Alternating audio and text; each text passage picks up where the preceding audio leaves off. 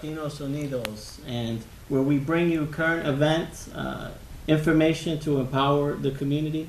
Tonight we have a special guest, Jean Rey de Gonzalez, and my co-host Michelle Castillo will facilitate the conversation. Jean Reyes de Gonzalez is Life Choice Hospital Development Specialist. April is Donate Life Month. Currently, more than 110,000 men, women, and children are awaiting organ transplants to save their lives. Thousands more are in need of tissues and cornea transplants to restore their mobility and sight. Learn from today's guests how to register to be an organ donor, eye and tissue donor today, and provide hope to those who wait. In this segment, we're going to have call-ins, so we encourage you to call 203-753-7593. Michelle. Buenas noches a todos, me llamo Michelle Castillo y soy su coordinadora hoy. Vamos a hablar hoy sobre un tema que es medio tabú en la comunidad hispana y es el tema de donar órganos. Hoy tenemos a Jean Reyes de González, que es una, ¿cómo se diría su título en español? Especialista de desarrollo de hospital. Exacto. Y vamos a hablar hoy sobre la importancia de donar órganos y células. El mes de abril es el mes de donar órganos. Si ustedes quieren, pueden pasar por el frente de el City Hall a 235 de la Grand Street y ahí estará la bandera de Donate a Life. Pues vamos a comenzar hoy con un poquito de su historial y quién eres usted y por qué estamos introduciéndola hoy esta noche.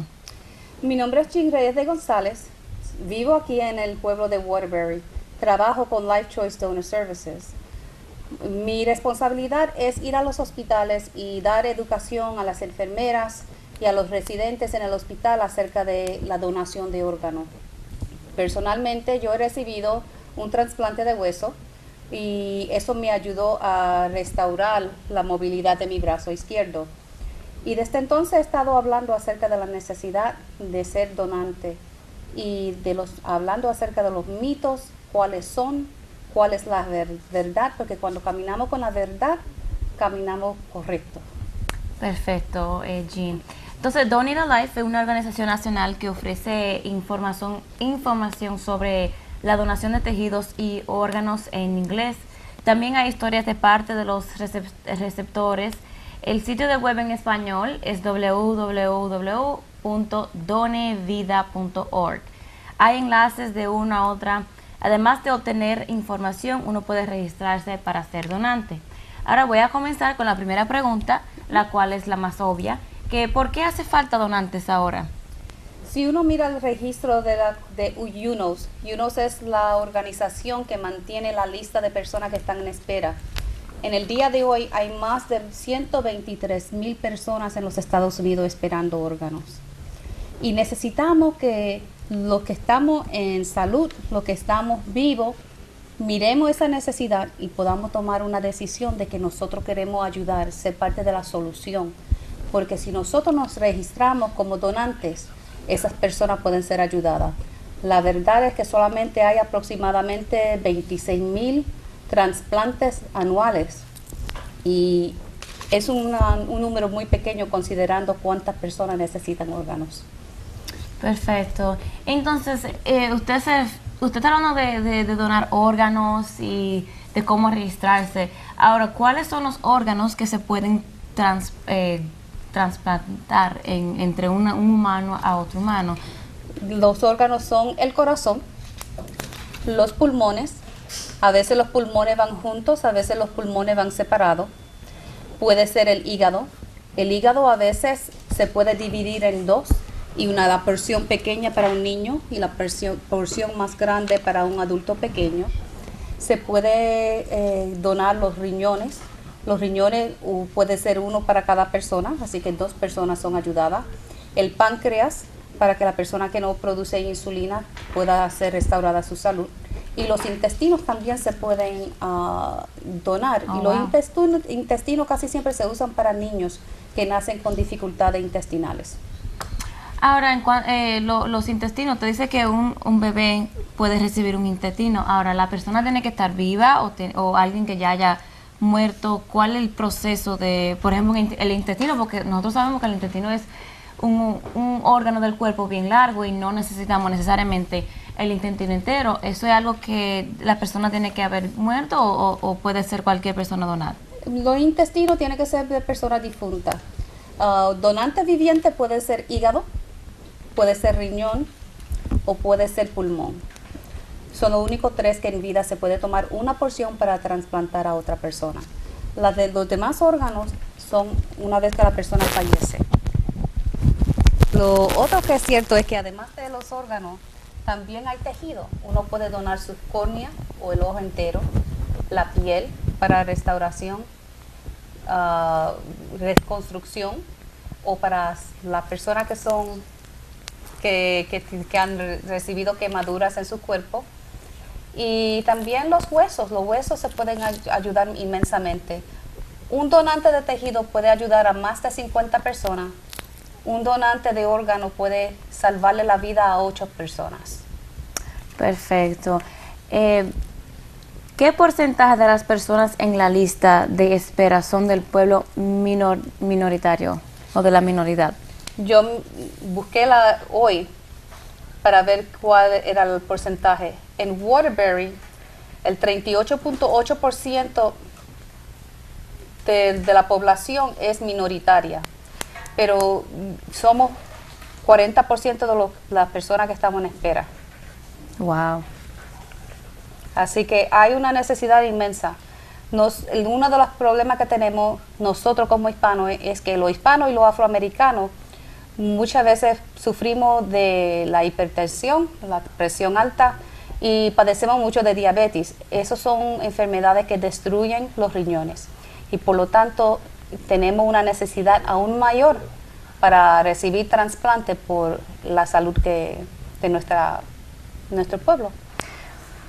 Si usted allá en la audiencia se pregunta por la cual la presión afecta tanto los riñones, tenemos que entender la anatomía sobre los riñones. Ahora, el riñón está compuesto de nefrons y el nefrón se afecta por la presión que le llega hacia allá. Cuando uno tiene la alta presión, al igual en conjunto de la diabetes, eso afecta un gran porcentaje de los riñones porque el riñón no puede resistir una presión tan alta, la cual es tan importante cuidar la salud, cuidarse de la diabetes, coger un régimen de ejercicio adecuado y un régimen de comida adecuada. Ahora, yo no sé, no entiendo por qué el hispano y el afroamericano no donan tanto como debe ser. La mayor razón es falta de confianza. Uno de los mitos más grandes que hay es que si uno es donante, cuando uno llega al salón de emergencia, los médicos no se van a afanar por uno. Van a mirar a uno y decir, es un donante, vamos a permitirle que muera para tomarle los órganos. Pero la verdad es, en primer lugar, los médicos no saben si usted es o no es donante. Ellos no tienen la capacidad de hacer acceso a la lista para determinar cuál es su estatus. Así que ellos no saben. Y si ellos honestamente desean que usted sea un donante, ellos van a mantener su presión estable, van a mantener la circulación para que los órganos sean alimentados, van a mantener el oxígeno, su temperatura, se van a asegurar de que no tenga infección. Así que si tienes un médico que realmente quiere que la donación aumente, le va a dar un cuidado aún más excelente porque todas estas cosas tienen que estar dominadas si una persona va a proceder a ser donante. I think that's very important, Jean, and I'd like to have the audience who are listening, both in English and Spanish, that if you can repeat that, because I think it's extremely important. When we talk about the African American community and the Latino community, there's myths behind organ donation. And I know a lot of times you hear people saying, well, if I'm an organ donor and I get hurt and I'm in a hospital, are the doctors going to save my life, or are they going to let me die so that my organs could be donated? And so can you touch a little bit on that? I think that's important. Definitely. That is the greatest myth that we have. The truth of the matter is when you arrive at the emergency room, your doctor is going to take excellent care of you. He has no way of knowing whether or not you are a donor, and he has no way to access the list to check and see if you are an organ donor. In the state of Connecticut, there are 2 organ procurement organizations. One is Life Choice, and I work for them. The other one is New England Organ Bank. We are the only ones that can access that list and determine if someone is a donor. And we only access that list if the person has passed away. I would like to reiterate from firsthand experience, when somebody goes into the emergency room or somebody goes into cardiac arrest, it doesn't take one doctor, it's a team of people. There's doctors, there's nurses, there's CNAs, there's respiratory therapists. Me as a licensed therapist in Connecticut, I have worked firsthand on people who have had cardiac arrest or who have gone into AFib. And it's a team of doctors, it's a team, it's the rapid response team. It's comprised of many, many people. And let's just say, hypothetically speaking, that somebody did know that you were an organ donor. How is it possible that you can get 15 people, because I'm sure you know, y para la gente que habla en español, le estoy explicando que yo soy una terapeuta respiratoria, y se compone cuando alguien se muere o cuando alguien tiene un paro cardíaco, eso es un equipo de 15 o más personas. Consiste de doctor, enfermeras, terapeuta, asistente de enfermeras, consiste de muchas personas. So going back to that, it takes a lot. What 15 people will agree that let's let this life go. It takes a lot for 15 people to agree on the same thing.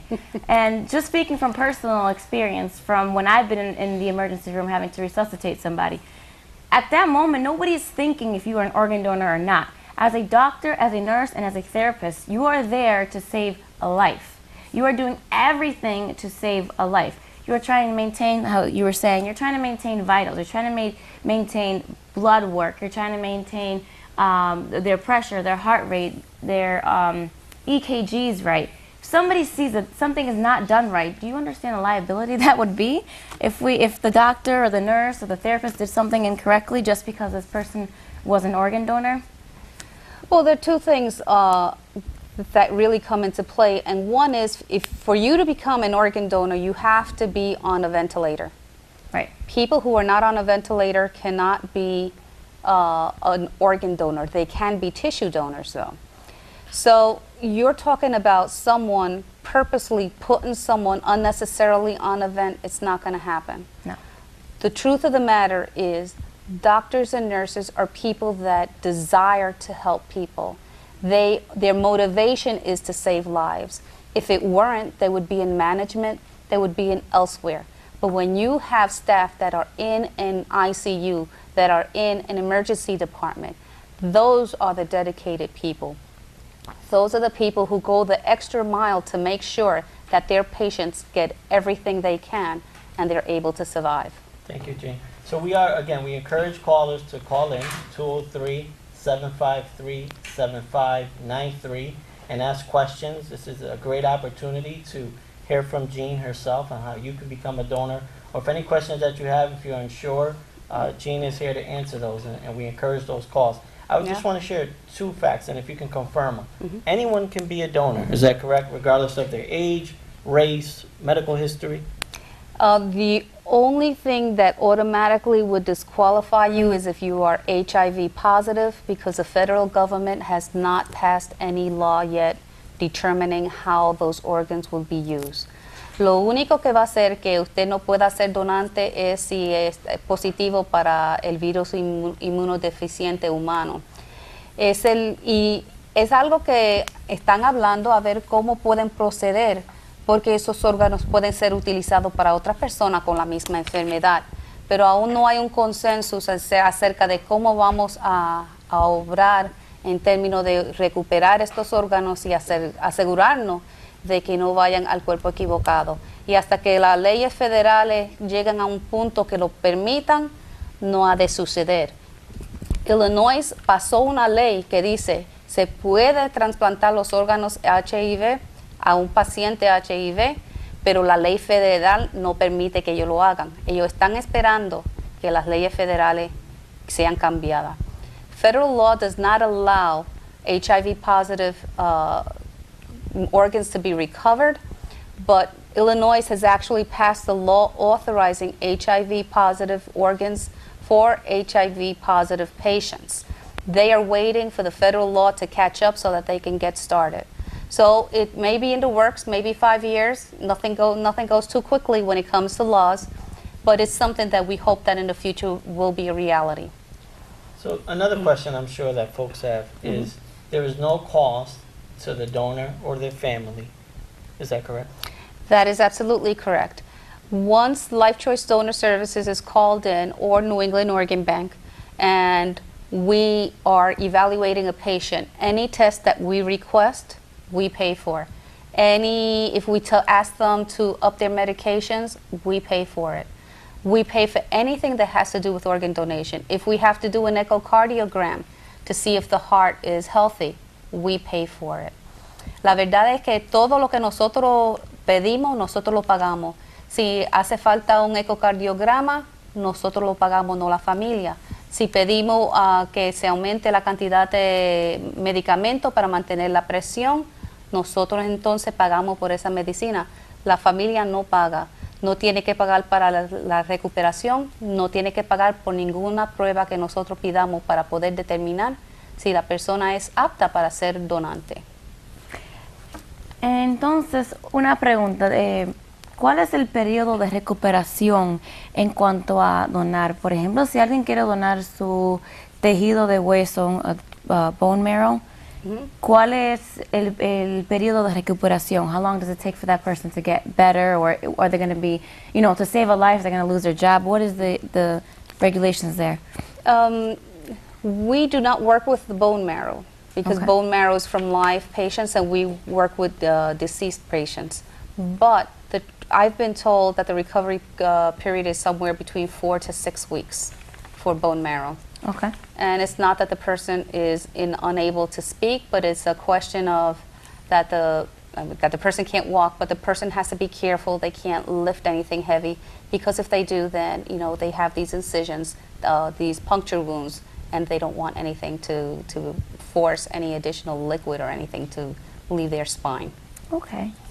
I want to talk more about bloodborne diseases. You say that HIV positive patients cannot donate as of right now, as a federal law requires, or has not regulated. What about hepatitis? People who are positive for hepatitis A, B, or C. See, if we find a patient, if we can match a patient that's already has hepatitis, that needs the organ, we can recover it. Depende del paciente. Si hay alguien a la lista de espera que tenga hepatitis y tenemos un donante que tiene hepatitis, nosotros entonces podemos recuperar para ese paciente. Si no hay una persona a la cual que pueda aprovechar ese órgano, no recuperamos el órgano. Ahora, no sé si es una pregunta demasiado involucrada, pero si alguien padece de hepatitis y le dan un órgano con hepatitis, ¿el hepatitis se mejora, se queda igual, se desaparece? ¿Qué pasa? Bueno, inmediatamente hay la salud mejora, porque ya el órgano que tienen no tiene hepatitis. Si es algo que está en su sangre, que va a permanecer, entonces hay la posibilidad que vuelva a caer víctima de la misma enfermedad. Nunca he hecho la pregunta, así que no tengo ningún dato específico. Okay. So Jean, I want to ask you a question. I know that before the show we sort of have a brief conversation, and you're in this for a particular reason. You have a life purpose on why you're so vested and why you're so committed on being on our show and sharing this message and the importance of it. And so we thank you for being here. But tell the audience, why is this so meaningful to you? Well, I've known about organ donation since 1993 when I started working with the medical examiner's office in Connecticut. I worked with them for 17 and a half years. So I've had details about donation for a long time. But in the year 2000, I developed severe pain in my left arm, and I lost part of my range of motion. I lost strength in that arm. And after evaluation was made, it was determined that I had a herniated disc in my neck, and the most appropriate treatment for me would be surgery to actually be able to have that disc removed. And what they do is they put a wedge of bones to maintain the space, and it allows me to continue functioning. So basically, I received a bone graft, a metal plate, and a couple of screws. But if you look at the poster, on the right side of the poster is a picture of actually my donor. And his name is John Anthony Amato. He was 32 and a half years old when he died. He died of a ruptured thoracic aneurysm. So basically, it was internal bleeding. He was bleeding into the pericardium, which is the sac that holds the heart. So the extra blood stopped his heart from beating, and he died. So he couldn't be an organ donor, but he became a tissue donor. And he was a person that really loved life. And he and his wife had been married for 2.5 years when he passed away. He was only 32 and a half when he died. So we're talking about a devastating circumstance for a young widow. She never imagined that she would be alone. She came from a background of physical and verbal abuse, and he brought healing to his spirit. He came from a background where he was unaccepted, and because his goals did not match the goals of all his siblings, and he found acceptance in her. And you're probably wondering why I know so much about my donor. Well, my donor was my husband. I was married. He died at home, basically. He died while the EMTs were wheeling him out of the apartment. And because of that, he could not donate his organs, but he has helped 45 people in terms of the bone. And both of his corneas were transplanted. So 2 people had their sight restored, and 45 people had some type of orthopedic surgery with his bone that restored their mobility. So I have been vested since then to speak about it, because now that you're in health, now that you're not in the hospital, this is the time for you to think about it. This is the time for you to make a decision and let your family know. Yo estaba diciendo que el caballero que mostramos, su nombre es John Anthony Amato. Tenía 32 años y medio cuando murió, y él es la persona que donó su hueso para mi causa. Yo había tenido un disco herniado en el cuello, y ese disco herniado había causado que yo había perdido la movilidad de mi brazo izquierdo, estaba en dolor constante. Y la forma de resolver el problema era remover el disco, implantar una porción de hueso para mantener el espacio, y también pues hay un pedazo de metal con tornillos manteniendo todo asegurado a lo que el hueso pudo hacerse parte de mí. Y le estaba diciendo que la joven viuda estaba muy emocionalmente, ella creía que era el fin del mundo, porque solamente habían estado casados 2 años y medio. Ella vino de un trasfondo donde había abuso verbal y físico, y él había traído sanidad a su alma. Y él vino de un trasfondo donde no lo aceptaban por quien él era, porque él no hacía el mismo tipo de trabajo que sus hermanos y hermanas. Pero el uno halló en el otro la persona que pudo amarlo y ayudarlo a crecer y a mejorar, a sanar espiritualmente. Y si se están preguntando por qué sé tanto acerca del caballero que donó su hueso a mí, él fue mi esposo. Y desde que yo tuve la oportunidad de conceder que él fuera donante, su hueso ha ayudado a 45 personas. Sus 2 córneas han restaurado la visión a 2 personas.